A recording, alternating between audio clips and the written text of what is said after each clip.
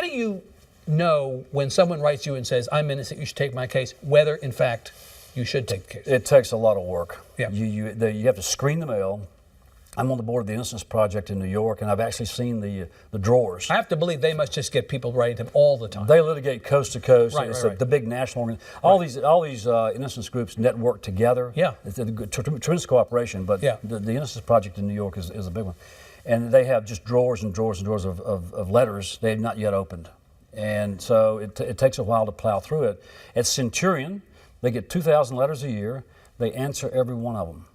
They're meticulous about it, as does in this book. Stole It Again. That's So right, yeah. You keep stealing. Yeah. And so there are ways to do it. You look at the letter. You look at the crime. For example, if there's one rule, if the defendant says, I was at the crime scene, but I was not involved. There was, a bad drug deal and everybody's shooting everybody, but I'm innocent. You can't take that case. There's no way to prove guilt or innocence. Although that's not to say that the person isn't innocent, it's just... But you can't prove it. Can't prove it. You can't prove it. Right. At the Innocence Project in New York, we only take DNA cases, which are the easiest ones to litigate. They're very, very difficult. And in fact, there's a line in this book that, 22 years ago when Quincy Miller was convicted, there was not the DNA technology, or DNA was not a factor in exonerations the way it is now. And DNA is not a factor in every crime. Right. But in the ones in which it is a crime, you have the ability through DNA testing today to do something that you couldn't have done a generation ago. Right. Right. McCloskey took very few DNA cases. Right. He took the non-DNA cases, which are even more difficult to prove and exonerate. But we go through this process of reading the letter, and then if we have any curiosity, we'll say, okay, send me your transcript.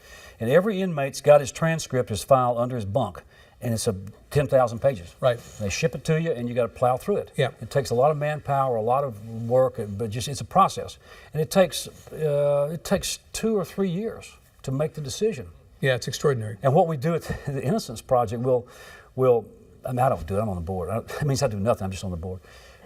Somebody else does all the work. But we get to the point after 2 or 3 years, we say, okay, we think this guy's innocent. This guy has a very strong innocence claim. Yep. His trial was a travesty. It was not a fair trial. They used all these different witnesses, snitches, and bogus experts. We think we should take this case. So we take the case, we litigate. If there's something left to litigate, oftentimes there's not.